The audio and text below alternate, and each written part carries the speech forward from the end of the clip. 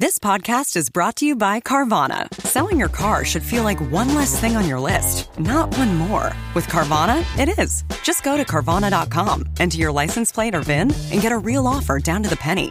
No back and forth, no surprises, just an experience you can trust. Like your offer? Accept it. Schedule pickup, and we'll come to you with a check in hand. Your car, your timeline, your terms. Visit Carvana.com to sell your car today. Carvana. Delivery fees and terms may apply. Have you ever rearranged your furniture and discovered the carpet underneath looks brand new while the rest of it looks, well, not so new? It's time for a carpet upgrade. At the Home Depot, we have stylish choices at simple prices from all the top brands. Best of all, we can install it for you, starting at only 49 cents per square foot. So all you have to do is pick your perfect floor.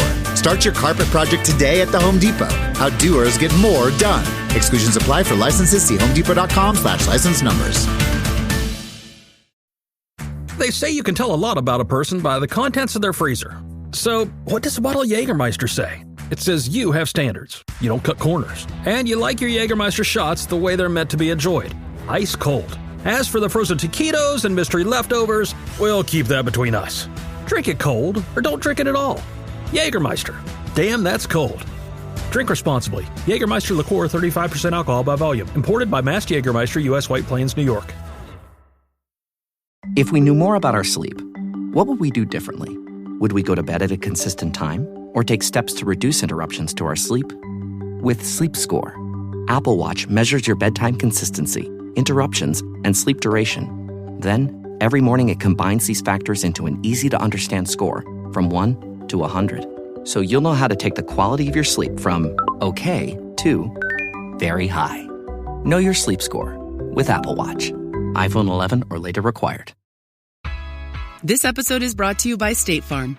You know those friends who support your preference for podcasts over music on road trips? That's the energy State Farm brings to insurance. With over 19,000 local agents, they help you find the coverage that fits your needs. So you can spend less time worrying about insurance and more time enjoying the ride. Download the State Farm app or go online at statefarm.com. Like a good neighbor, State Farm is there.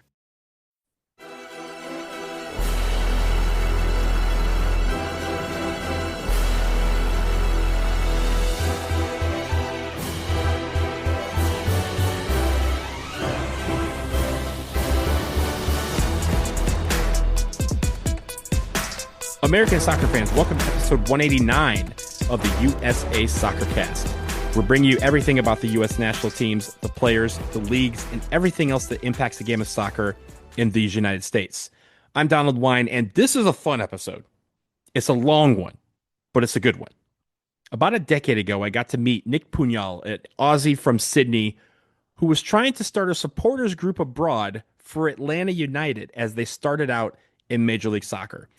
I got to meet him when I was on a trip out in Australia, and we've been able to keep in touch over the years. 9 years later, he approached me to join his podcast, Nick's World of Football, as we get ready for the World Cup. Of course, Australia is in Group D with the United States, and he wanted to get a sense of what it's like to attend a match in the United States.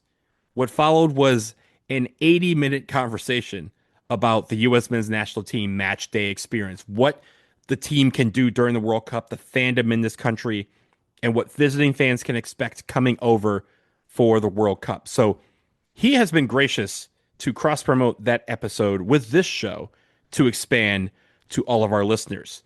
Now, if you want to watch the video for this episode, get to see my face that's made for radio, that episode lives on his YouTube page, Nick's World of Football. Show notes will have the link in there. Please go leave a review for him and share it widely. But you can also listen to it right here, right now. So here it is, that episode with Nick. I'm super excited for all of you to listen to it, and I hope you enjoy it.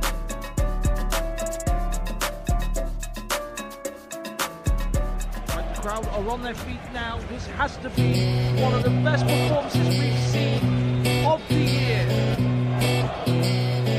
Only in the dying minutes will we ever see anything as great as this ever again. Oh, and it's a goal!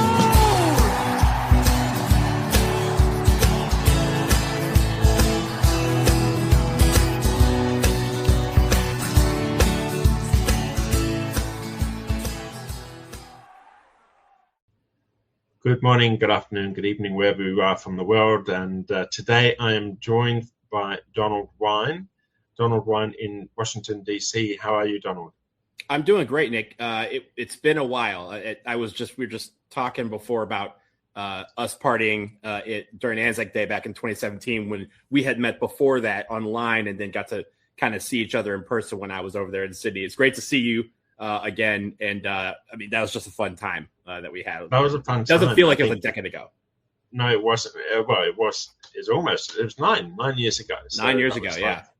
That was when I first came to faith in the MLS and my team, Atlanta United. So yes, it's been a while.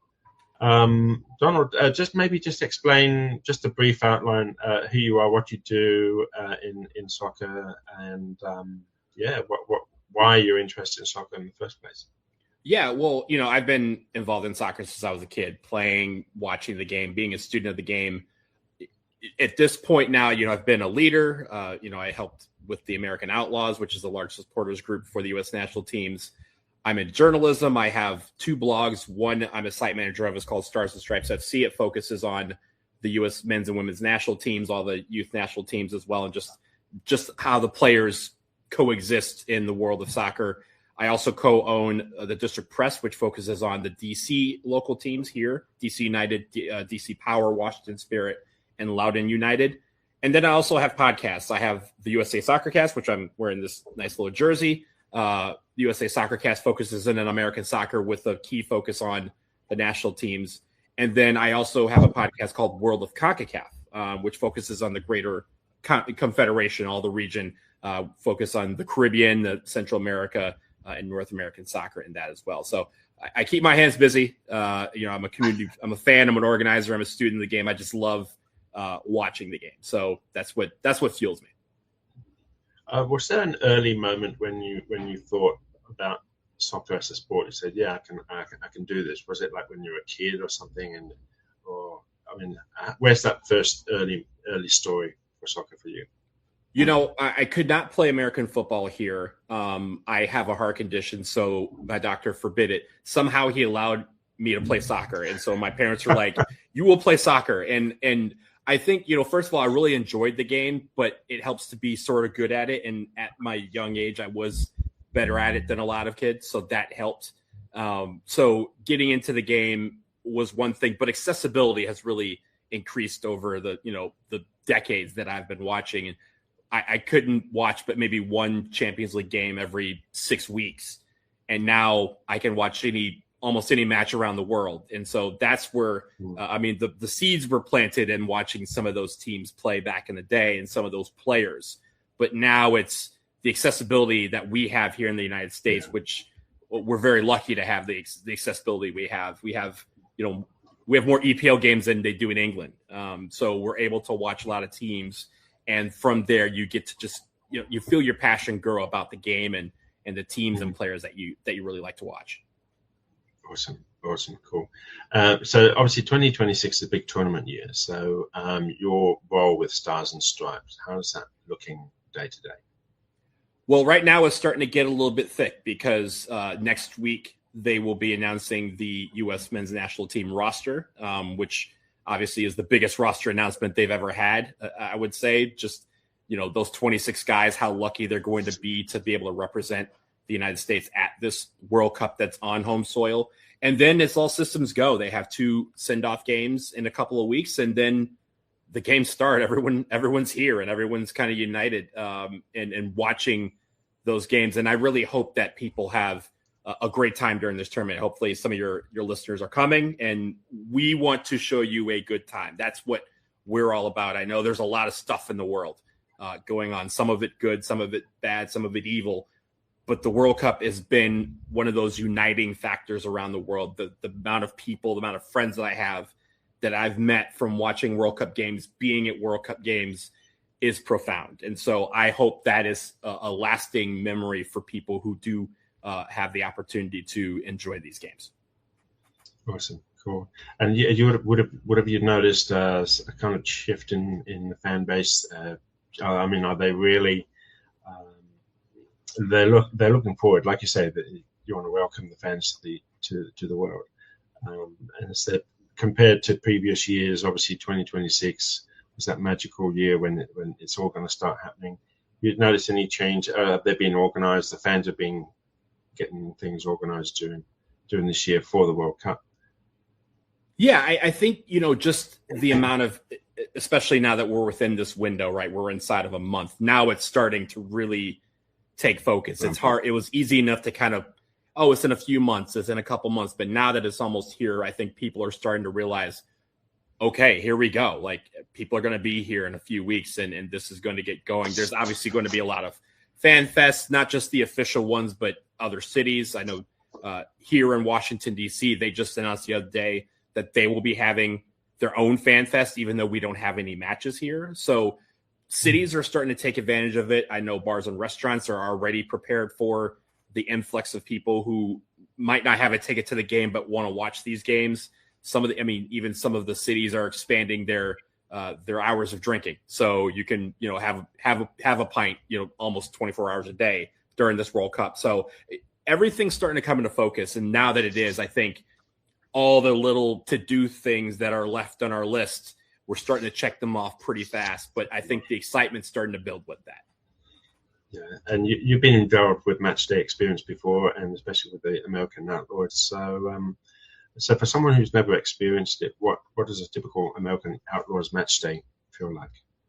Well, I think to start with it, you have to start the night before, because one thing that the American Outlaws was founded upon was bringing people together. It's about having a community wherever you are.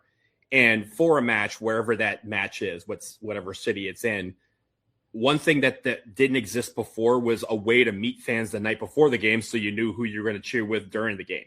So we created night before parties, and this was something that's been the staple of what we do about the organization part. That's where you can practice your chants. That's where you can meet fans from around the country and around the world. That's where opposing fans can come and say, hey, can we break bread with you before we start cheering against each other for 90 minutes? That's where it's cultivated in those night before parties. So we're going to have those for each and every game that the U.S. is in. And then the day of the game, we have a tailgate or a pregame of some sort. I don't know the specifics of what those pregames are going to be. Usually we're doing it in the parking lot of the stadiums, but as we know, the security perimeters are going to take a lot of that out or just make it cumbersome for us to upscale this and do our thing. So they'll be off site at some point, and then there'll be most likely, especially in Seattle, there'll be a march to the match through the streets to get to the stadiums. It's going to be a great time. It's not going to happen in every stadium.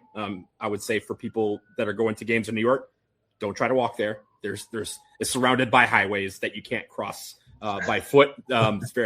Would not recommend with a car, much less a person. But I think the overall aspect of having these pregame meetups are going to be a thing throughout the World Cup, no matter where you're watching the game.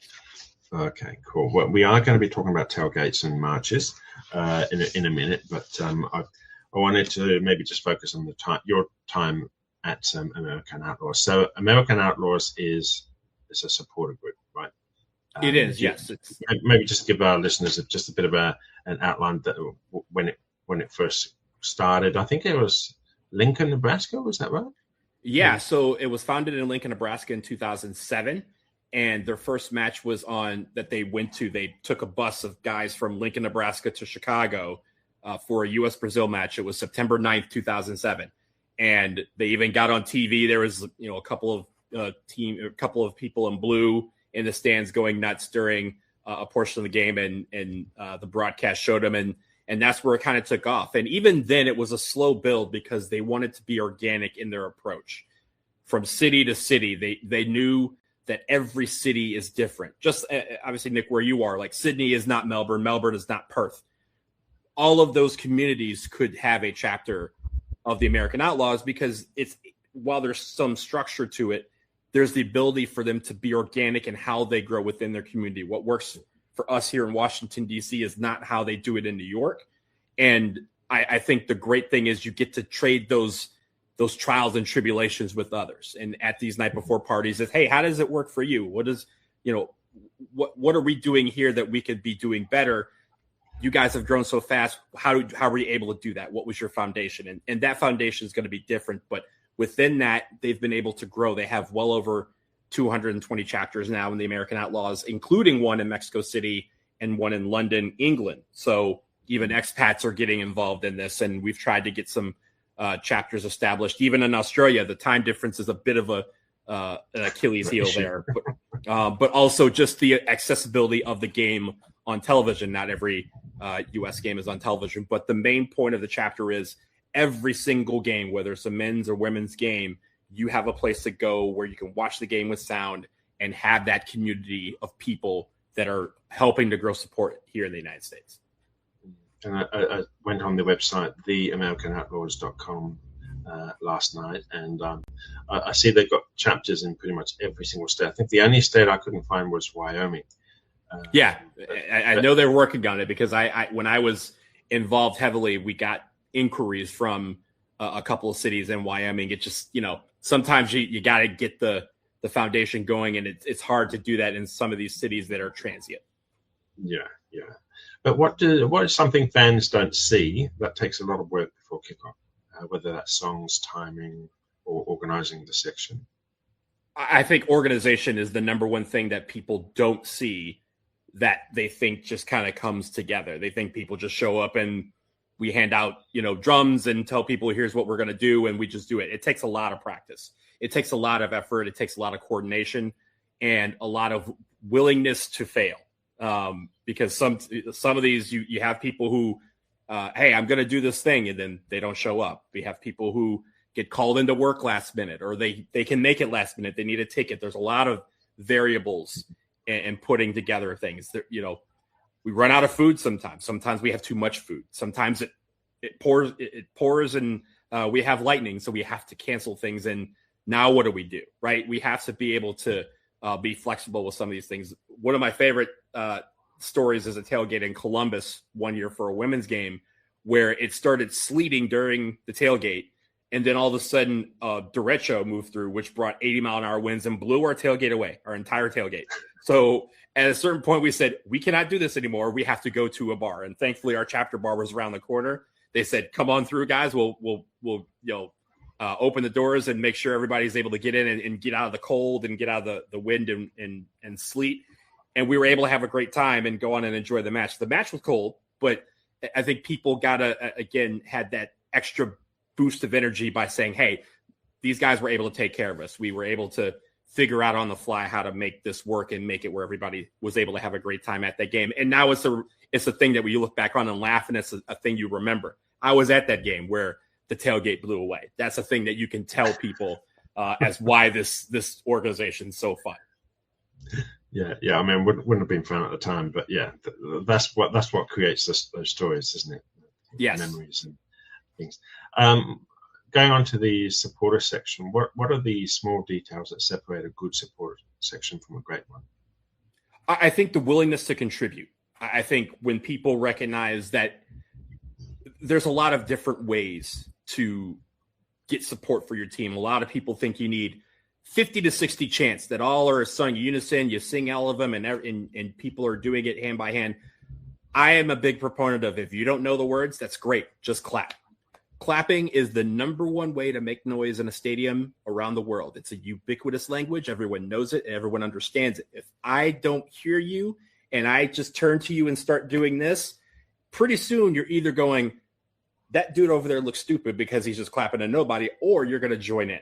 And either way, I'm going to have my fun, and I try to protrude that onto other people so they realize that it's fun to be loud and boisterous and support your team in the stand. So every section is different.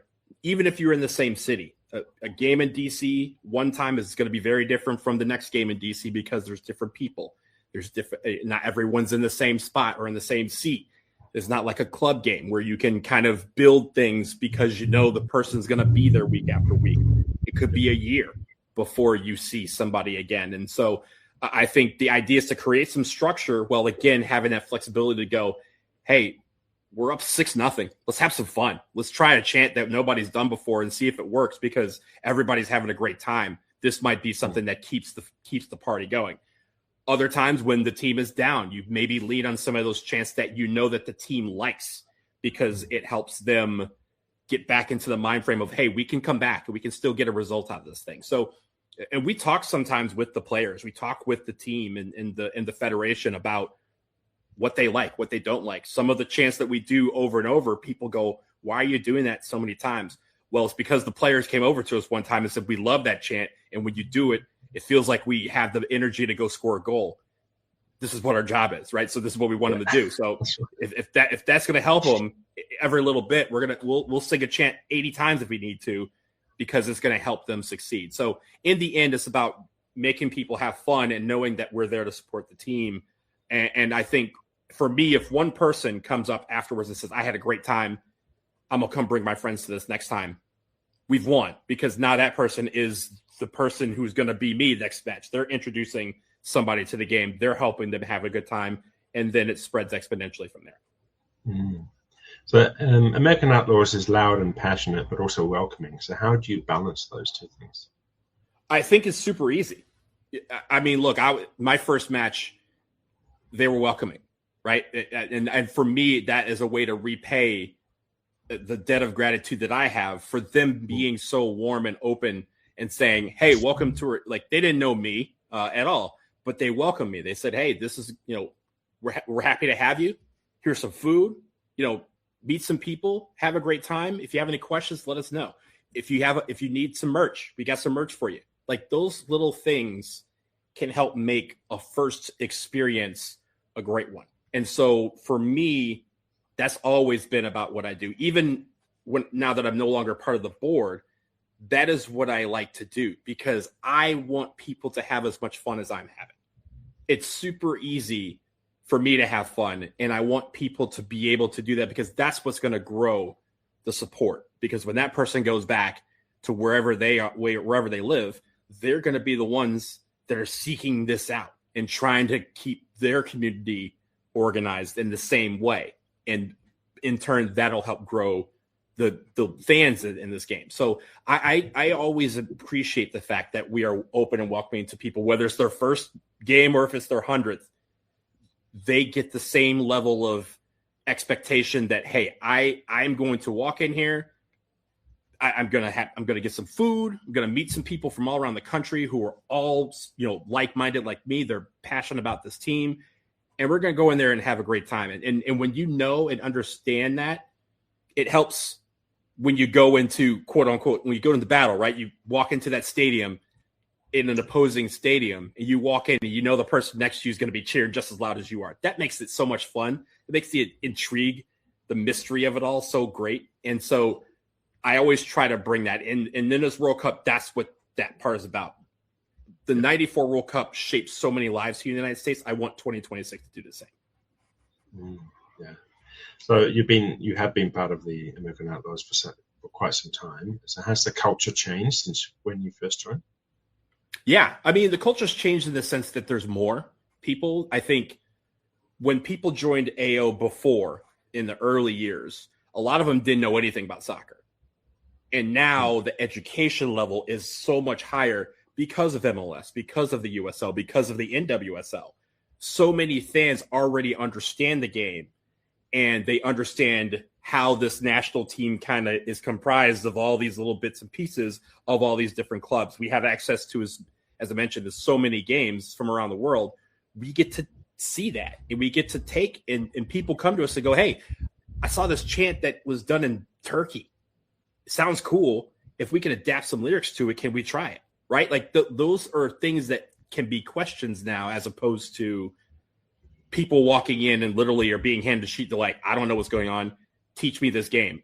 The amount of times in the early days that I had to teach people what soccer was, that was part of our deal is, hey, you say soccer is a boring game. Come to the bar. My friend started what's called the free beer movement. He said, come to the bar. I'll buy your first beer and answer any questions that you want about the game as the game's going on. Promise you by the end of the game, you're going to have a great time and you're going to understand it a lot more. And because you understand it, you're going to want to learn more. We don't have to do that as much anymore. Sure, there's still some casuals that are going to get involved in this game with the World Cup, but the education level is so much higher because there's so much more soccer on television now. and it's been a part of, the general sports landscape for, so long that people now understand it a lot better. And when you understand it better, you're able to have a little bit more fun with it. I have a similar experience in Aussie rules football in Melbourne. When I went to my first game, I didn't know anything about the game, and I was wearing a Guinness T-shirt back in 2003, and someone made a comment, and then I ended up being friends, and that person got me into the members area and explained for the first 10 minutes of the game exactly why there's,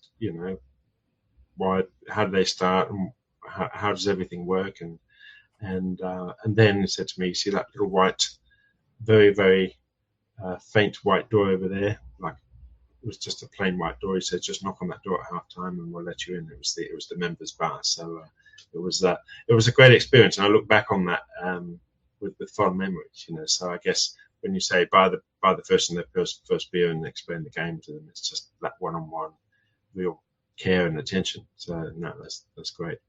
Absolutely. I was going to ask the last question about American Outlaws.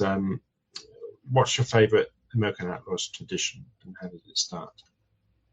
The favorite tradition, that's a great question. I would say, there is, I wouldn't say it's a tradition, but it's definitely a moment. I think when my favorite game ever, in soccer was when the U.S. took on France in Paris in the 2019 Women's World Cup quarterfinal. It should have been the final. FIFA actually screwed up the scheduling. They changed the match, and because of that, France got flipped into that game, and it dominoed into the fact that they didn't make the Olympics and things like that because of the fact they flipped this one game just to set up this match in Paris when they should have set it up for that being the final, because I think that should have been. But walking into that game, we met up. We had our big march, and the French police, the Paris police, had us over and said, "Hey, we're gonna shut down the streets for you." We had to. My friend had to sign some paperwork, like, hey, guarantee you're not going to cause any damage. And they wanted to meet up with the French supporters who we had grown to know and are friends with a lot of them and their leaders through the years. And so we were going to kind of meet up and march through the streets of Paris towards the Parc des Princes together. And somehow signals got crossed up and they didn't show up. And so the police turned to me and say, "Take the street. You have it. It's yours." And there's 10,000 Americans walking through Paris on the way to the stadium to face the home team. And the amount of people who came out of their buildings, out of their windows, and started clapping and cheering. Again, ahead of us facing their team, they were like, "Hey, y'all are doing something." And I still get chills thinking about walking in that stadium, being a part of that game, how epic it was. And afterwards, I busted out in tears afterwards, because I was like, I can't believe that we were all a witness to that, this whole experience. And leaving the stadium, walking back to where our bus was, a few fans, one fan in particular in French, and I knew a little bit of French, and she's like, "Hey, American." And I turned around, I'm like, "Hey, I'm so sorry. We didn't mean to beat you." She's like, "No, go get them. We're all behind you. What you guys have shown has been nothing but incredible. We love the fact that you guys are here. Go win the whole thing." And we're like, "Wow, hey, we're going to do our best." And just, again, knowing that fan who didn't even go to the game but just heard us was like, "Hey, this is what it's about." And again, that's how you make those lasting memories. That's how you make friends in different parts of the world. I mean, soccer is what brought me to this podcast, right, to you, because we met years ago when you were just trying to figure out how to start an MLS supporters group 10,000 miles away from the team you're supporting. And we had nice chats about how to somehow make that work. And here you are. So I think those are the things that always stick with me. And that game, I mean, if I could watch that game, if I could relive that experience every single day for the rest of my life, I would do it. No questions asked. I would do that every single day for the rest of my life if I could. Wow, that's an amazing story. Given the streets, it's almost like being given the keys of the city. Almost. It was definitely the keys to the Porsche, and we didn't return it. So, I mean, it was a lot of fun. A lot of fun. Oh man, that's good. Okay, so match day doesn't start off kickoff there, and so there's a huge tradition that happens outside the stadium called tailgates. So for our listeners that are not familiar with that, could you explain what a tailgate is in simple terms?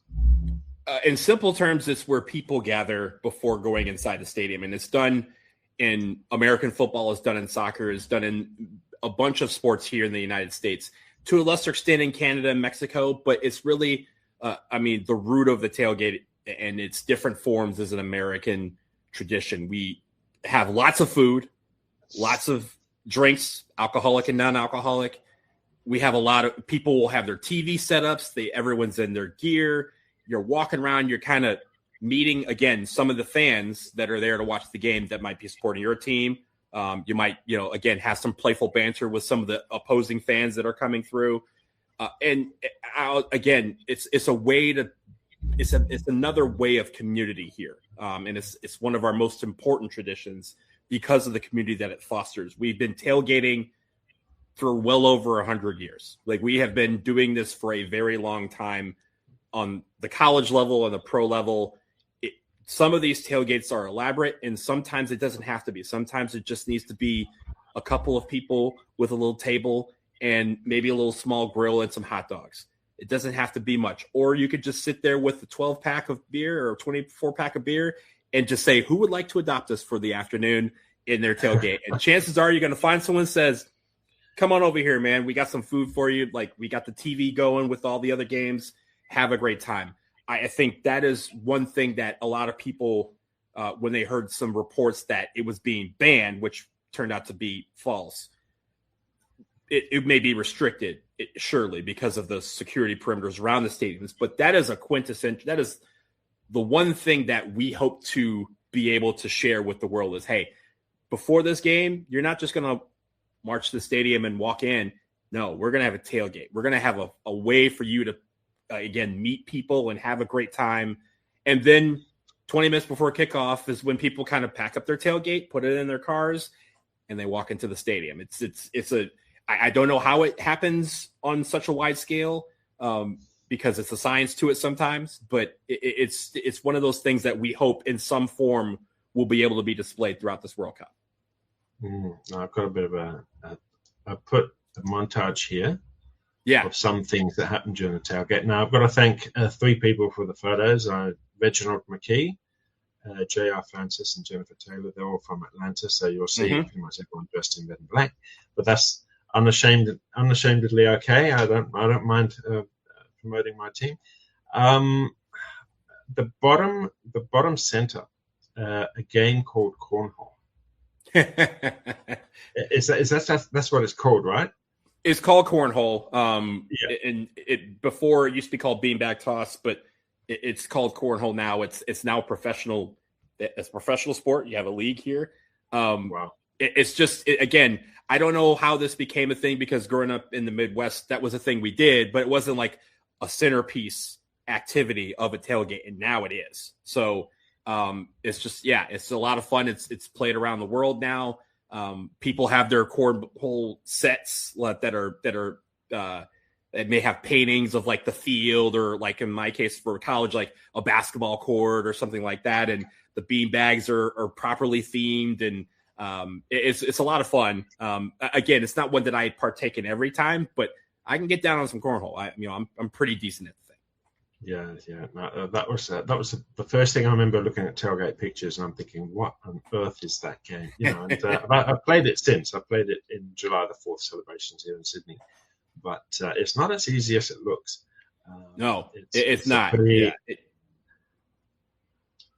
It's a pretty hard thing. But obviously, we've got the pictures of the barbecue and the food, and people just coming together, dressed in there's a guy there in an eagle and a typical Uncle Sam's top hat.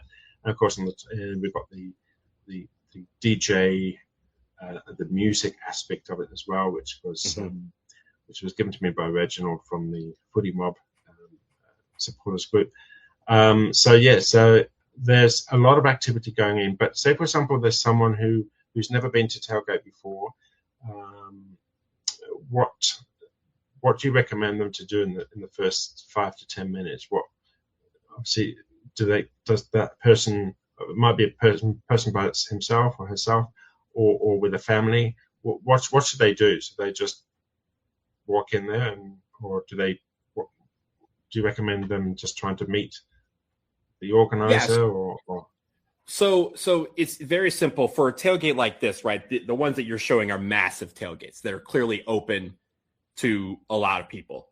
Now, I will say again, tailgates can vary in size. Like I said, you could tailgate by yourself, and people could come up and say, "Yo, man, can I join you?" And the answer would be yes. Like, you can build community that way. But for these big ones, it's literally just about showing up, introducing yourself to somebody, saying, "Hey, it's my first time here. What do you recommend we do?" And if it's your first tailgate ever in life, someone's going to show you the ropes. They're going to take you, get you some food. Some it's free, or you do donations. Some you may pay tickets ahead of time. It depends on how the setup is.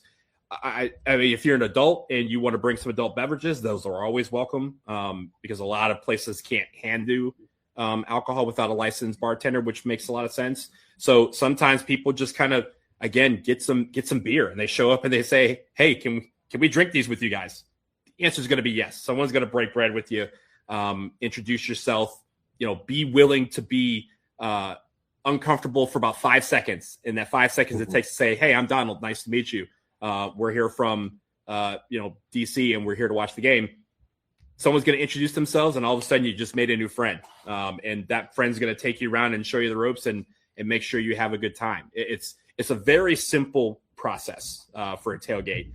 As elaborate as a setup it may be, the simple process is walk up, introduce yourself, have a good time, meet people, and if there's food, partake in the food, help out with the people who set it up, maybe with a few bucks here and there, and you're good to go. And it's going to be a great time. And I think that's the thing, is food is always going to be a congregator. Everyone's going to kind of revolve around food, and then the activities around it is going to be cool. Or you could just walk around.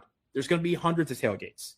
You can walk around and find the one that you like and meet people from different tailgates and sample all the food if you want to. That's something that I like to do at some of these tailgates, is go around and, "Oh, you got hamburgers? Let me try a hamburger. You got a hot dog? I'll try a hot dog." Right? You got some beer? I got some beer for you. Like, those are things that you make a bunch of good friends.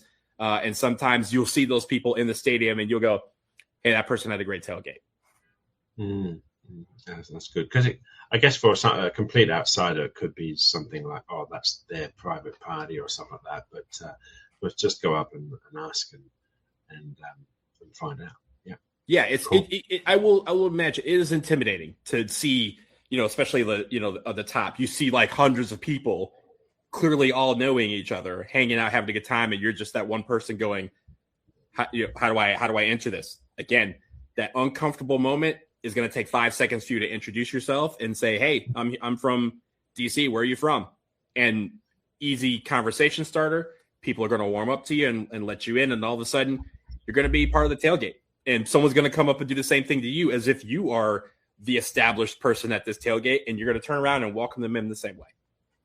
Awesome. What do tailgates add to match day experience that you just don't get going straight into the stadium? I think just the building of community, right? Again, the aspect of continuing to meet people from around the country. Again, people you're probably going to be standing next to in the stands that you may not know. I think it's also just a way to get excited. You see all the people walking around in your jerseys and your hats and in the setups. You see so many people, again, passionate enough about the team that you're going to support, that they're putting on these elaborate tailgates. I think it helps you just get a sense of a wave of excitement about the game and saying, "Oh my goodness, all these people are here to watch the U.S. team play. Like, there's no way we're going to lose this game," right? Like you have that feeling build up within you. And then when you all march into the stadium together, that's when you start to get really amped to do what you want to do in the stands as far as support for your team. Yeah. So I guess you've kind of explained it already, but what makes a great tailgate? What makes a great tailgate? I think great food options. For me, hamburgers, hot dogs are the easy ones. Some people will do barbecues. Some people will do like roast a pig or something like that. Some people will have tacos. Great tacos are always good. And there's even some people who, especially for national team games, they may have food that ties into the opponent, right? So if we're playing Mexico, they'll have Mexican food. If we're playing Sweden, we'll have Swedish food, like Swedish meatballs or something. Like they'll have something kind of tying in, and that's a cool thing too, because again, welcomes in outsiders. But a great tailgate is, have some food. If you have some drinks, that's cool. That doesn't make or break the tailgate, but it helps. And just a warm, positive attitude. It just having a smile on your face, and whenever somebody walks by, you might give them hey, USA, like just enough to make them understand, hey, we're on the same team here. Everybody's having a good time, and that person may come over and introduce themselves, or you may say, hey, we got plenty of food, man. Come on through. Have a good time. You got your buddies with you. Come on through. You got your kids with you. We have stickers for them to put on their jersey or something like that. Those little things just lower the barrier and make everyone feel like they are the same. They're all passionate. They're all fans. They're all ready to go in and support the team, and they're all about to have a great time. What's one thing people should bring to their first tailgate? What's one thing besides a smile? And again, just I would say patience, an ability to, again, react to things. Like if it rains, some people will tailgate in the rain. If it storms, some people stupidly do it in the storm. I'm stupid. Sometimes that happens. If I just told you a story about our tailgate blowing away, and we're like, okay, do we stay? And sometimes you got to make decisions, but having flexibility, but also I would say, again, bring positive spirits. If you have something to contribute to the tailgate, especially if you're going, you're going to one, whether that's food, whether that's drinks, whether that's ice. Ice is key because a lot of things need to be kept cold. And if you bring ice, ice can get you into a lot of places because people always run out. But I think the beer aspect of things, sure, if you want to bring some, that's great. Not everyone needs to partake in it. But just bring in something saying, hey, I got these sodas, or I got this, I got a few bags of chips. I didn't know if you needed anything, but we brought something to feel like we're contributing. That's going to get you in a lot of places, but you honestly don't need anything, right? You can say, hey, let me throw you a couple bucks because I know this costs a lot of money to get all this food. It's all about where you're going and how it's working. But I think a tailgate, just bringing your warm, positive attitude and bringing a willingness to meet people and have a great time, that's going to break down as many doors as any bottle of whiskey would. Yeah, cool. Nice. Awesome. So from there, when the tailgate finishes up, then there's something that they call the March to the Stadium. And, it's kind of, I guess, does it flow? Does everyone say, okay, it's time to pack up, and then slowly, bit by bit, people start to gather? How does that march? Sometimes. Does that form organically, or? I would say sometimes it's organic and sometimes it's not. But a lot of times it's about maybe half an hour before if for American Outlaws, for example, we'll say, hey, we're going to be marching in at 5:30. Okay, great. So at around 4:30, I start telling people, hey, in about an hour, we're going to kind of gather around here and we're going to get ready to march in together. This is how you kind of build, again, a groundswell of support for the march. And we'll start giving reminders out 20 minutes out, 15 minutes out, 10 minutes out. If it's a place where you can you're in a parking lot, so you can kind of walk with your drinks, like, hey, we're about to march in about 10 minutes. So why don't you guys make sure you guys your cups are filled, because we're going to, march through the parking lot to the stadium, something like that. Then what we do normally is we bring people in at that time, whether it's 50 people, whether it's 1,000 people, no matter what, we kind of bring them in. We kind of do our own little pep talk to get people excited about what we're about to do, right? To go inside and cheer on our team.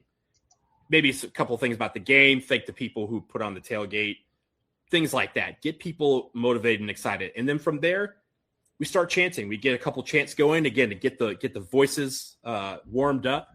And then it's off and running. We're marching towards the stadium. And Sometimes the marches are 5 minutes.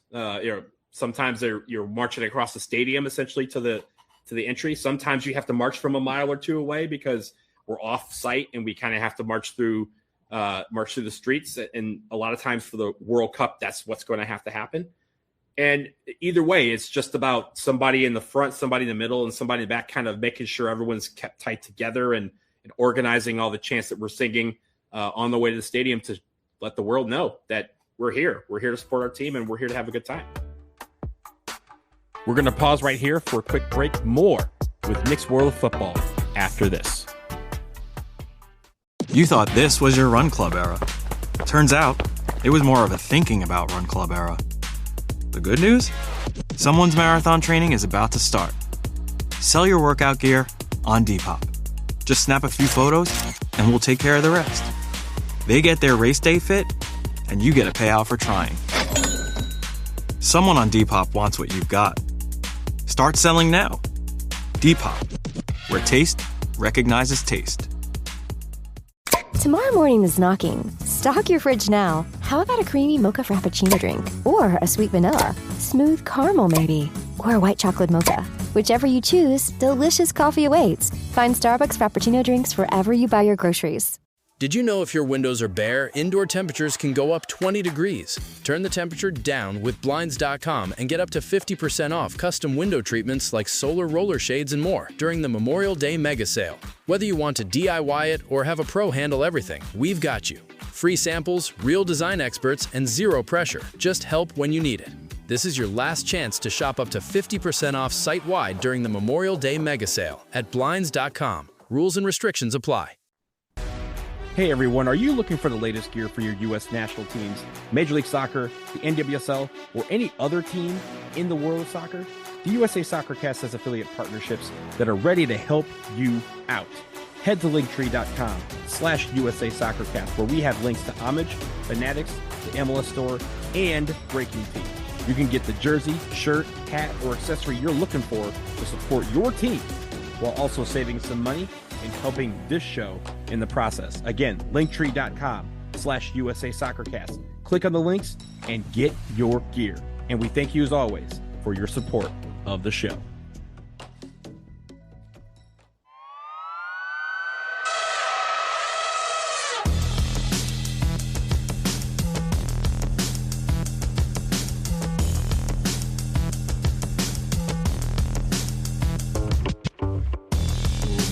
And would you say that the marching is just another bonding process for fans before actually getting into the stadium, I suppose? Oh, absolutely. Yeah, it's definitely a bonding experience. A lot of people want to be. I mean, one of our songs is, when the Yanks go marching in, I want to be in that number when the Yanks go marching in, right? Everyone wants to be a part of things that you see right here. They want to feel like, again, they're going to say, wow, that now I'm amped for this game. This was a great, great time. This march was awesome. The tailgate was awesome. The in-stadium experience was great. Those are the things that they go home and tell their friends and they tell their family about and say, hey, next time our team plays, whether it's your club team or your national team, we want to be a part of that. We want to come and have a good time. And the kids are going to love the march in because they're going to get to do all the chants and learn them all on the way inside so that they know what they're singing inside. So it's a great way to, again, bring people together. It's not even just your group. There's so many times where we're marching and other people are kind of walking towards the stadium and they see us and they join in. That's what it's all about. So our march of 100 people by the time we get to the door is actually 500 because so many people have decided they want to join in and march with us. And I think that's so much fun. And every club, every national team, every group does it differently. But the emphasis is the same about getting people together, marching in a visual wave of support to let people know, hey, we're about to go in here and we're about to be loud and boisterous and we're going to help our team win with our passion and with our support. Feel free to be a part of it. Feel free to join up. What role does the drum play in keeping the energy going? The drums? I mean, the drums are the heartbeat of any section. The drum beat of any song. You listen to any song, if you think about it, if you reduce all the songs to just that drum beat, everyone can feel it in their bones and feel that, again, that feeling they had when their favorite song. Everyone will know what that bass line is, what that drum line is, because that is the heartbeat. That's what keeps everything together, what keeps everyone going.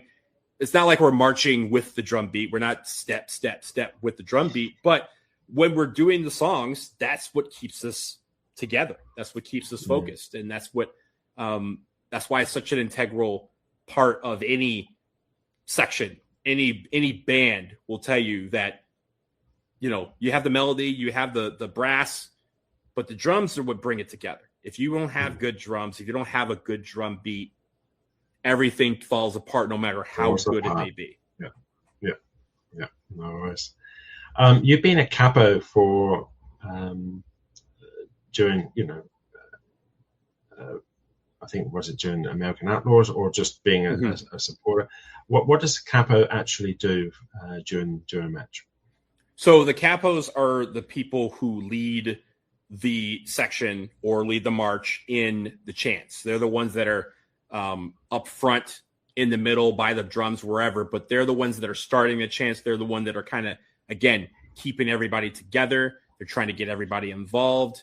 But they're the ones that are kind of the conductors, if you will, of everything that's going on with regards to all the chanting that goes on. Cool. What's the funniest thing that you've seen in the stands? The funniest thing that I've seen in the stands. I don't know about funny, but I mean, there's just a lot of. Okay, I'll tell you. There actually was a funny one. This was again a women's game. It's happened a few times in the men's game too, but one that sticks out is Megan Rapinoe was on the ground, and we were singing this chant, and she just kind of she was on the ground. And I guess her legs were tangled up with another player. And she kind of took the person's leg and started using it as a guitar, and singing with us on the beat. And we were just, we were dying laughing.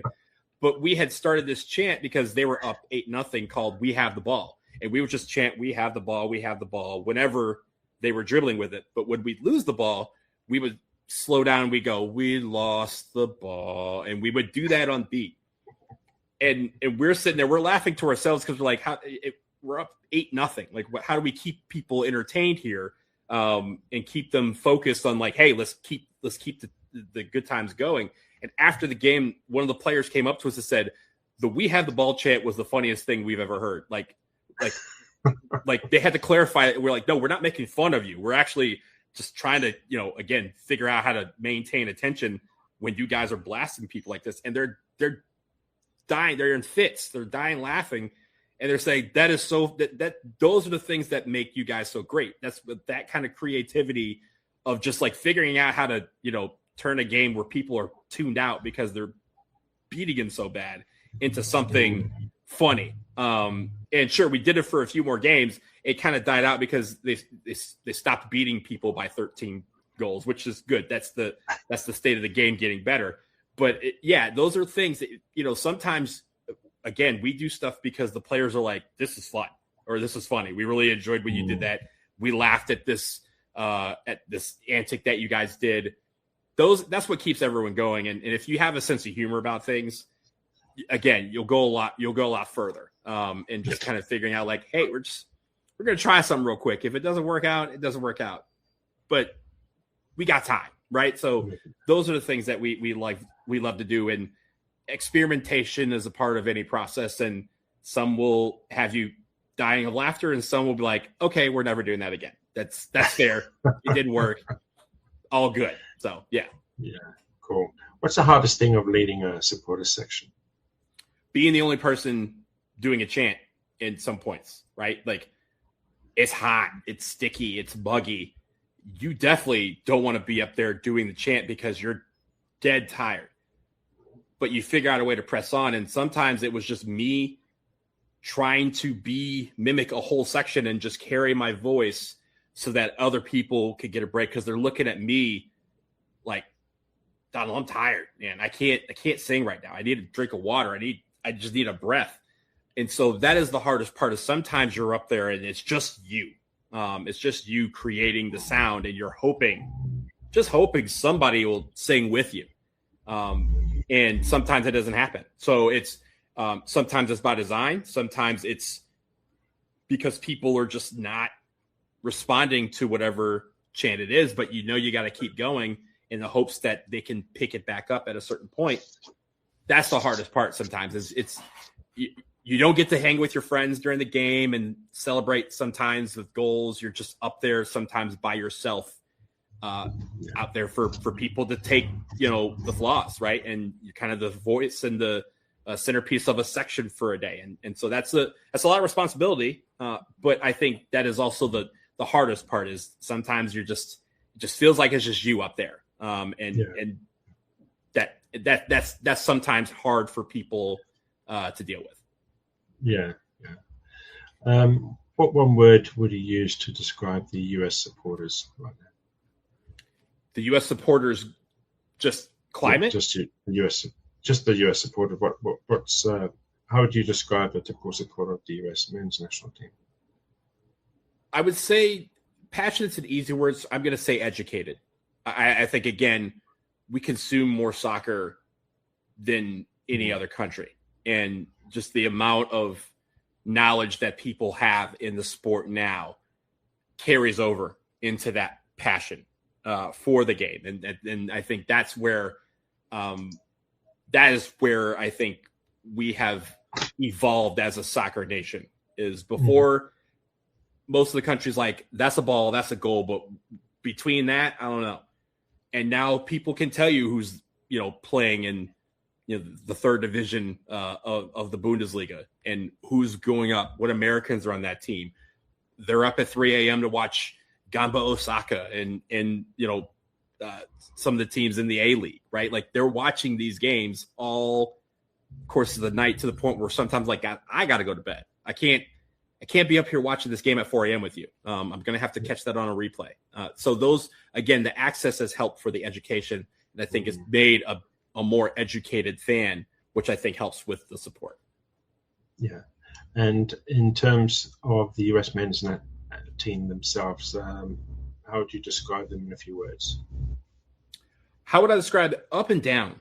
It's been an up and down couple of years, from not making it out of the group to Copa America to a point last fall where a lot of people were like, oh, we're back. We're back. We're going to do this thing. And then learning how to ride that wave of the ups and downs. And I mean, just thinking about 2022, where those guys came in and they got out the group and they were able to, get to the round of 16 at the time.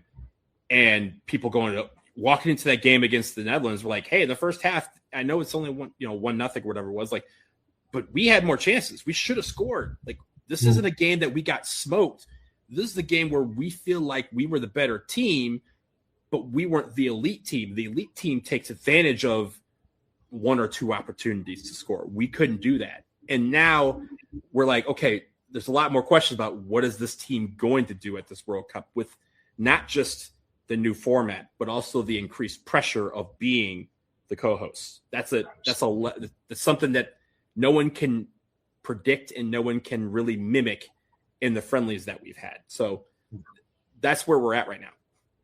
Yeah. You had a friendly last year, wasn't it, against Australia? We did, yes. And I was it was a 2-1 win for the U.S.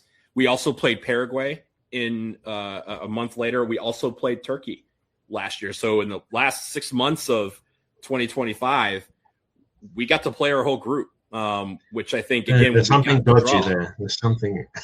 Yeah. Well, you must have learned something. A funny thing is, when we got the group draw, and I was at the draw, I was here in DC, and when we got the draw, everyone's kind of like, well, that's a decent draw considering they just played these teams.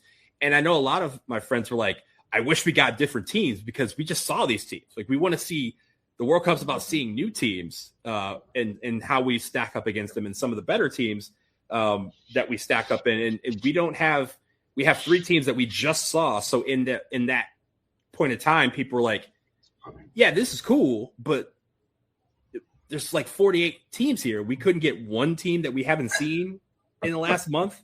But now I think people are more excited about the fact that we're facing these teams. And again, the players will tell you this too, that the World Cup games are going to be vastly different from how we approach those friendlies. So we're expecting a much more competitive game from all three teams in the group.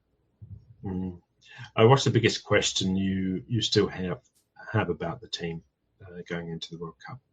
Are they ready for prime time? Are they ready for the lights and the pressure? Are they ready to?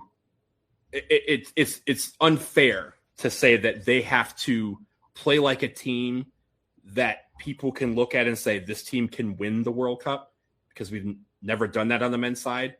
But that's the kind of pressure that they're going to be facing, not necessarily from the people who go to games all the time, but from those casuals and from those new fans who are turning on the World Cup for the first time because we're hosting it. That is where people are going to be like, it's like the Olympics for us every 4 years. Every 4 years, everyone is a figure skating expert.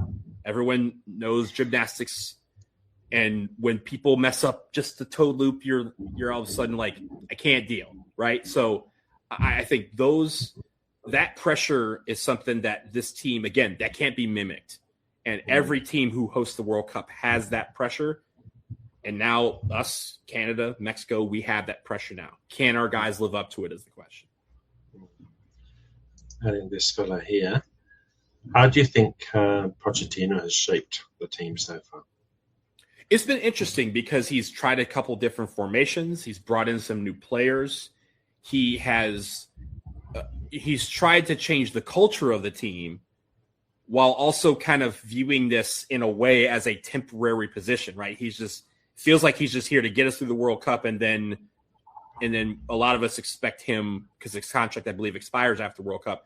Short of us winning the whole thing, it feels like afterwards he's going to go to a new challenge. And I think because of that, he's like, hey, I don't have time to make friends. I don't have time to figure out what's always been done. I just got to do things my way, and I got to figure out what these pieces are. And that includes changing it up sometimes and bringing some new faces in, changing the formation. And so in that regard, I feel like these guys are ready for anything. And I think what we value in the United States for an athlete is versatility. But sometimes in soccer, that's viewed as a 4-letter word. People want the guy who can play left back to play left back. They want the guy at center back to be a center back. They don't need the guy at right back to also be left wing and be a midfielder and be a striker. But we've kind of figured out that we have some guys that can do that sort of thing. And that, again, creates kind of mystique of what he's going to ultimately go with especially for these first 3 games, these grouped games in the World Cup. It's a big question mark. I think we'll get the answer in his roster announcement and some of the guys he's hoping to bring. And also in these 2 send-off matches against Senegal and Germany, that's going to be where we kind of start, at least for us fans, go, okay, this is what he's looking to do in these World Cup games. Will it work? And so I think for him, it's about figuring out what he ultimately is going to go with, because we've seen so much over the last, year plus from him, because he's been trying a lot of things out and trying a lot of players out. So I'm really curious to see who he ultimately goes with and what formations he sticks with. Yeah. So in a World Cup, is it more important to have one clear plan or to be able to adapt game by game? That's a great question. It's a great thing I'm not a coach because I don't have to necessarily answer that for the players. But I will say I like the fact of having a plan that can account for variable change. If you have your formation and one of your players gets a red card or gets hurt, or you have to sub him off early because he has a yellow card and you don't want him to be out for a further match, you want to be able to have, again, versatility at your grasp to be able to take a guy and go, hey, I need you to play over here, but I need this guy to come over behind you. And I need this to happen because that's going to create the shape that allows you to be great. And for me, I think the structure, again, I don't think I would adapt it for every single game. I would have my formation. I would have my preferred guys. But I'd also have, again, those variable plans of, okay, if I have someone who's weak at right back and they have a left winger who's one of the best in the world, how do I help that person? How do I help him be great? And maybe that's bring on some cover at the midfield so that we're starting to slow this person down before he gets to my weak point in the defense. Those are things that as a coach, you kind of got to figure out. But I think the structure needs to be there. Doesn't have to be a system, but it has to be a structure. Who's amongst the players? Who's the leader? I think, Tim Ream has been the captain since Pochettino took over, and Tyler Adams was the captain in the last World Cup. I would look at those two guys. Frankly, I would, if I were the coach, I would give the armband to Tyler Adams. I would never let him take it off. I think he exudes the personality of the team. He exudes the passion and the grit and determination of the team. And he's also the quarterback of both the defense and the offense. He's the guy through which a lot of what we do well goes. And so Tim Ream is great. Tim Ream, he has been a guy. It's funny. In 2022, he wasn't supposed to be on that team, but he just kept playing well. And no one was able to outwork him and beat him. And so that's what it's kind of been like now. And you're hoping, now that this is ultimately going to be his last World Cup because he's getting up there in age and towards the end of his career, who's going to be that guy that takes the next leap forward on the defense? But also from a leadership standpoint, I think Tyler Adams is the guy who is out front. He is the guy that answers the questions when things don't go well, gives you frank, honest answers about what the team is doing, what they could do better. And for me, I think he is the leader. I also think, again, Tim Ream will likely have the armband, and he is equally deserving of that. But for me, Tyler Adams is the guy. It's the guy. I'm glad you said that because he plays for my English team, AFC Bournemouth. So they just drew. Oh, really? Yeah. Oh, man. Cool. So let's get into the actual Group D. Now, I don't know whether these times are Australian times or American times. They are Australian times, yeah. They're Australian times. Okay, so thinking about the whole group, should the US be thinking we need to win this group or just get through? No, I think adding to that pressure that I said, the pressure is on to win the group. Nobody's asking, all the casual fans are asking, like, hey, are we gonna win this group? They're not asking if we're gonna finish third. They're saying how far can we go? And I think with a 48 team format, it's very difficult to answer the question of how far do you think a team will go, because if you're first, that maybe is the best path. You'll get a third place team somewhere, but that someone could be Norway. It could be Cabo Verde. It could be Ecuador, which is, it's a wide range of teams you can get, but you have the path that is probably the most attainable. When you look at it, you go, okay, this path right here, I think we can make a deep run. If you're third, you're facing the first place team of some group, and it could be anybody, right? But you're probably getting a really good team.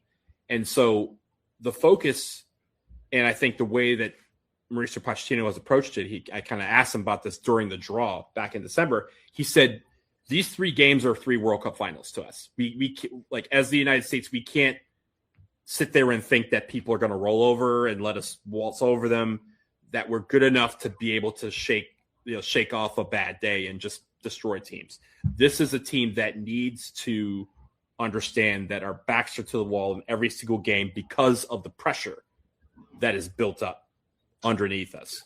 So that is how they're going to approach it. They're approaching that opener as a World Cup final. Then when we face the Socceroos, that's going to be another final. And then Turkey is going to be the third final. And then from there, they kind of assess what's next.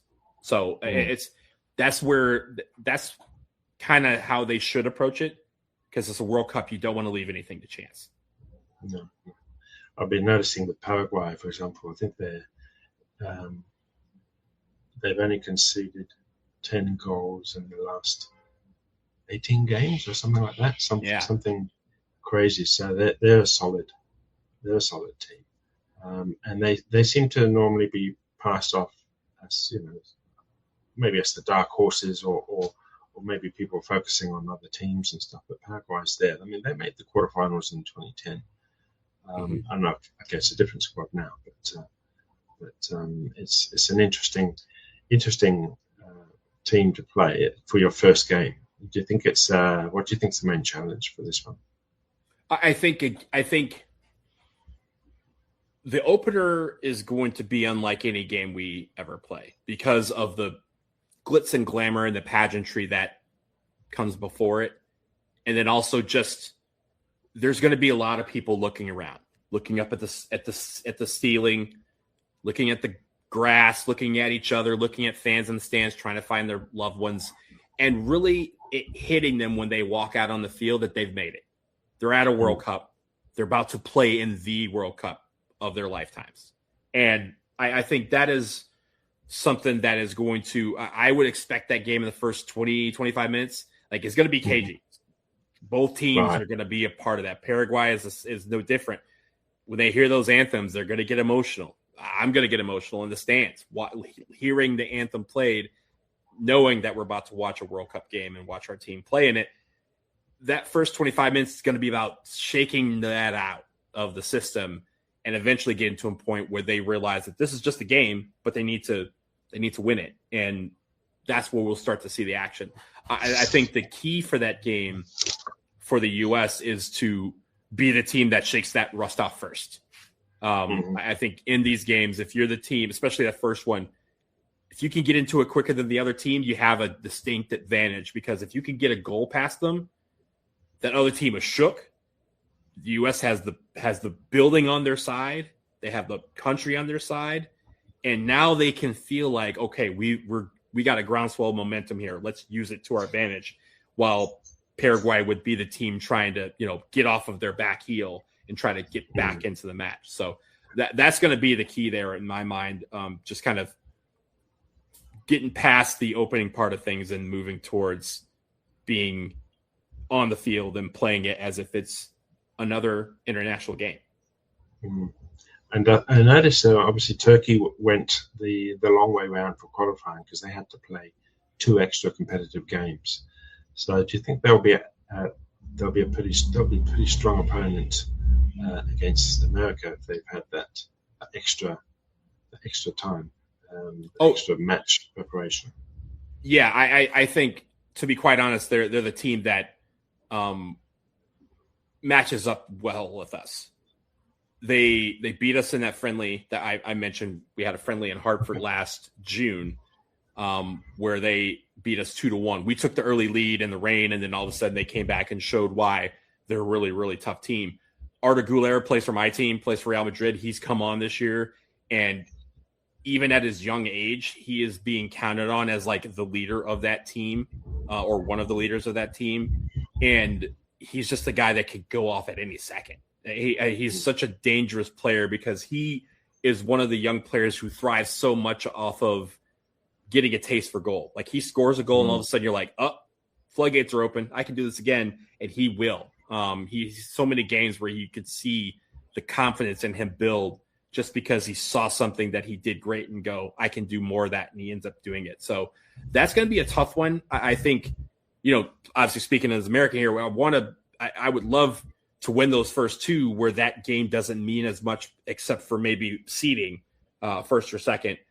But I think that game being the last game, also going alongside Paraguay, Australia at the same time, again, you don't want to leave the chance. You don't want to walk into that game needing a win to preserve your chances of advancing. That's just something that the U.S. doesn't want to do. So they're going to have to take care of business. And then against Turkey, they're going to have to fight because that is a game that's going to have implications, and they want to be on the positive side of that. Yeah. I mean, look, this group, there's no weak teams in this group. I mean, it's not called a group of death, but it's anyone. I think I'm just looking at any one of those teams can actually qualify. So that's really interesting. Okay, let's look beyond this group. What kind of opponent would you least want to see early on in the knockouts? I'll take it one game at a time. Let's get out of the group first because I've seen the other side. But I will say, should we make it to the knockout stage, the type of team I don't want to see is a team that has a world-class elite striker, a guy that on any kick of the foot can absolutely destroy you. And there's a lot, and unfortunately in this tournament, there's a lot of teams that have those guys that and I'm not just talking about the Brazils and the Englands of the world. It's like Norway, for example, has Erling Haaland, right? Like he can turn a game on his head in 5 seconds. And that is something where the U.S. has always struggled when someone has an opportunity to score, and because they're a world-class scorer, they do it. They've always had trouble against teams that have a guy that can, oh, you gave me this little window of opportunity? Take it. I'm taking it. And they do. So I would not like to see a team that has one of those guys that when you walk on the field, everybody in the stadium is like, oh no, that guy is starting. That guy is active.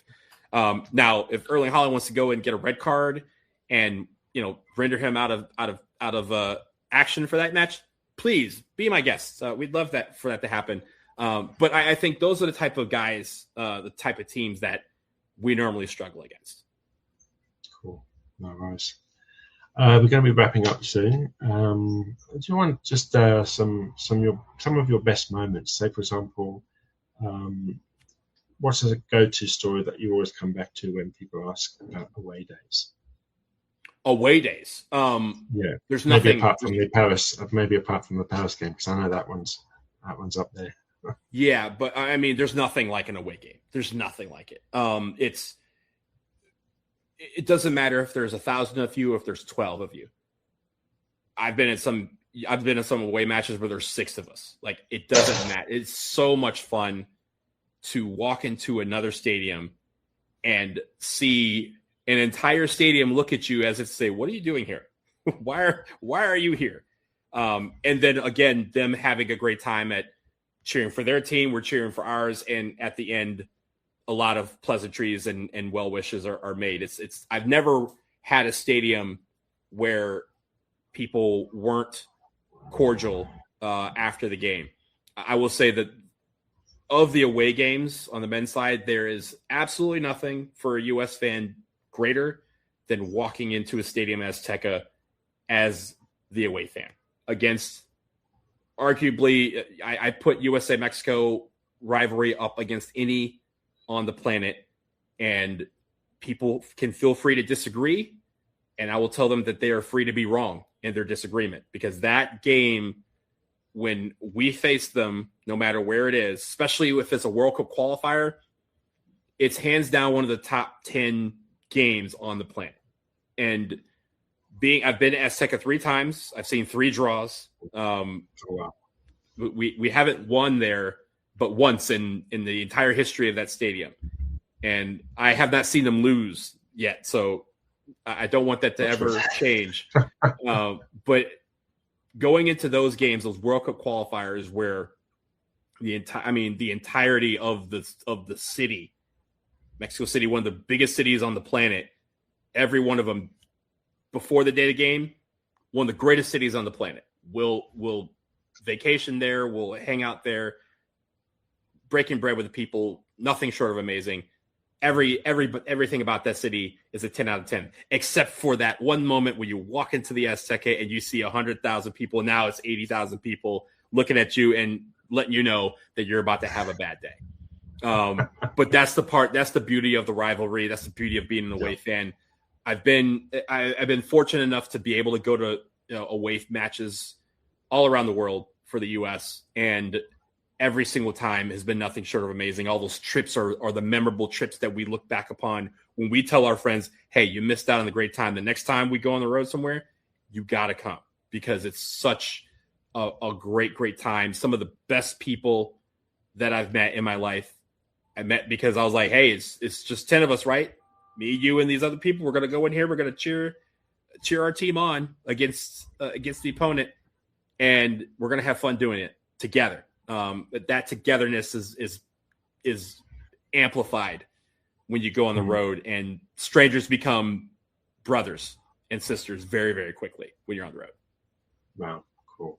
one last observation. I noticed Fremantle Dockers scarf behind you. Oh yeah. Yeah, tell us the story about that.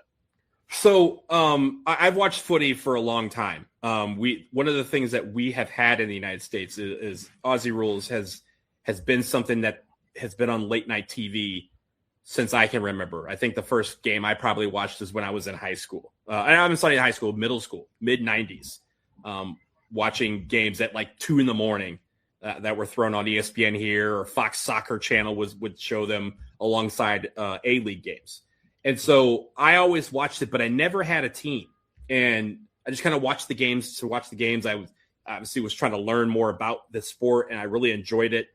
And when I came in 2017, my buddy, Chris, who was living in Perth, which is the reason why me and Evan came out there to kind of visit him, and while we were there to take 2 weeks to kind of circumvent the country. And before we got there, he goes, "Hey, I'm getting tickets to a footy match. We're Freo fans." And I was like, "Bet, that sounds good to me. Why Freo?" And he was like, "We don't like West Coast." He used other language. But he said, "We don't like West Coast." And I go, "That's all I need to know. I don't like West Coast neither." Funny enough, the first game we went to was at the cricket ground, Melbourne Cricket Ground. And at the G, we saw Hawthorn versus West Coast. And we're like, "Hey, we're going to go see the Derby." We saw the West Coast Derby like a week later. We're like, "All right, so we're rooting for Hawthorn here because they're facing West Coast." And then we're going to go to the Subiaco at the time, and we're going to watch the West Coast Derby. We're going to be in all purple. It's going to go down. And I've never looked back. And so I'm really enjoying Flag Mantle right now. They're doing well, 9 in a row. And I get to catch, luckily, again, the access has increased. So we get most, if not all, of the footy matches here in the United States. They're at odd hours of the night sometimes. But I can record them. And if it's something that's in the middle of the night, I record them and I can wake up before learning the score and watch the game in its entirety. But sometimes late night, the game's on at like 11 o'clock here, 1 a.m. here, I'll stay up and watch it. And it's been great to watch them play over the years. And hopefully the flag is coming to Optus this year. Awesome. But there's still a lot of season left. So we'll see how they continue to do. Yeah. Awesome. No worries. Well, Donald, thanks for coming on. Can you let people know where they can find you and watch read your work and stuff? Yeah. So linktree.com/BlazyDW will have a link to all of the various sites and podcasts that I do, but you can find me on social media at BlazinDW, BLAZINDW. You can find me on Twitter, Blue Sky, and Instagram. Come say hello, come follow the work. And as the World Cup happens, I'm going to be writing a lot and doing a lot of content around the World Cup, not just for the U.S. teams, but for so many different games over at Stars and Stripes FC, at the District Press, and some other irons that I have in the fire. So, Nick, I really appreciate you reaching out. It's been too long. I need to get back over to Australia and stay a little bit longer this time. Last time it was just a couple of days, so we didn't get to catch up during the Women's World Cup. But really, really, really glad that you have this platform, and thank you for bringing me on to be a part of it. My pleasure, and I'll make sure that those links are also in the description in this YouTube video, so or Spotify, whoever who's watching and listening. So thanks for coming on, Donald. It's been a pleasure, and go Australia. Go USA. Juneteenth is a very important holiday in this country. At least for me, it's very, very important to African Americans. But that is when our game is happening. So it's a great national holiday. If people are able to come through, we're going to make it a good time, regardless of who you're rooting for.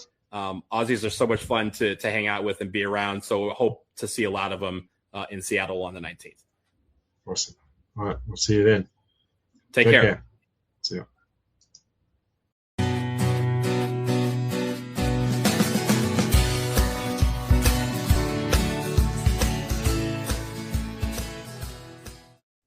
That will do it for episode 189 of the USA Soccer Cast. And I thank Nick and his World of Football for having me on and for the opportunity to share that with you all. Thank you for listening. Remember, you can find us all on Blue Sky, Twitter, and YouTube. Follow us on all those sites at USA Soccercast. Subscribe, rate, and review our shows. It helps us get in front of new people, and it's greatly appreciated. Tell your friends about us. Finally, head to linktree.com/USA Soccercast to check out our affiliate links and our stimulus store. We have everything you need to watch the beautiful game and follow your teams, and using those links also helps support the show. We'll talk to you again soon, y'all. Peace.